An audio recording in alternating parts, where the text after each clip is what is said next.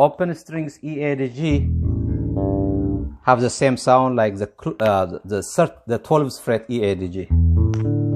So taking that fact into account, we can assume, not assume actually, presume I should say, if we go to the 13th fret and do the same thing, it is equivalent to going to the 1st fret of all the strings here. See?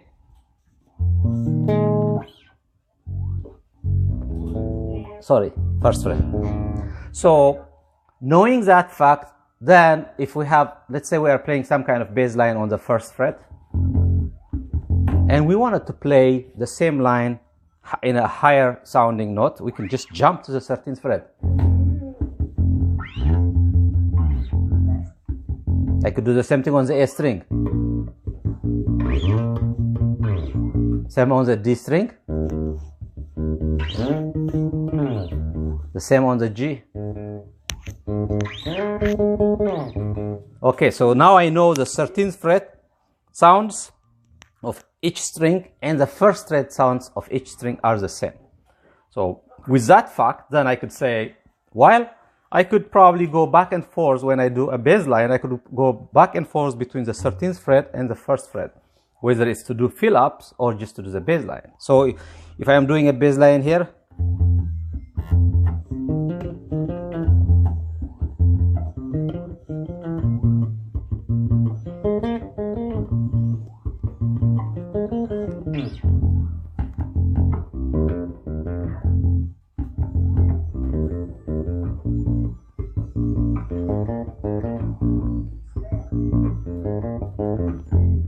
the same sound, right? Or I could say, well, I'm gonna play the main bass line here, just like that,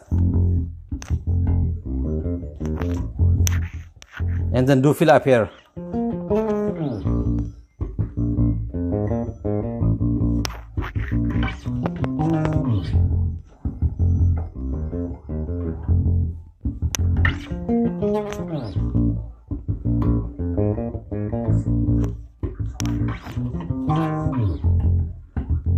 So the reason I'm able to do this is because I already knew the simple fact that anything you play past the 12th fret is the same thing as the 1st fret.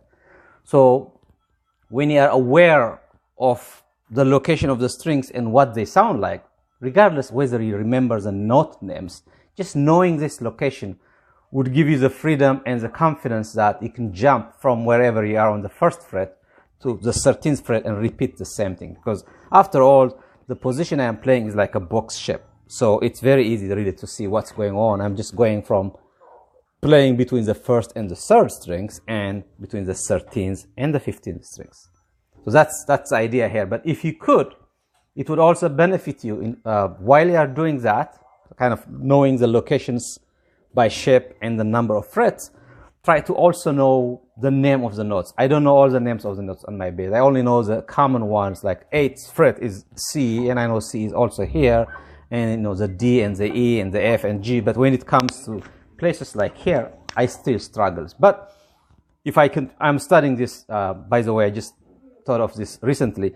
If you start to study starting from the 12th fret and saying, let's say I am on a C, okay? How do you get to C from wherever you are? You just start with an open string A, and then you know the sound from A to C is, I mean from A to B, you have to go A, B, C, right? Is one fret or a whole tone. A, B, okay, B and C are half a tone.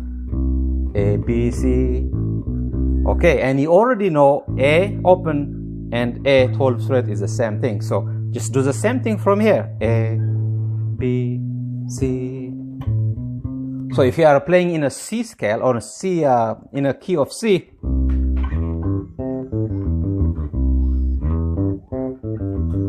and you already know it's C is on the 15th fret because we just did that earlier.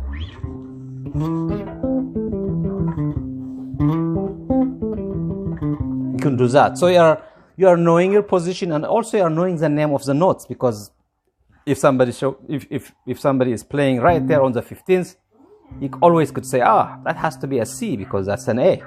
A, B, C. Between B and C is half a step. Between A and B is a full step.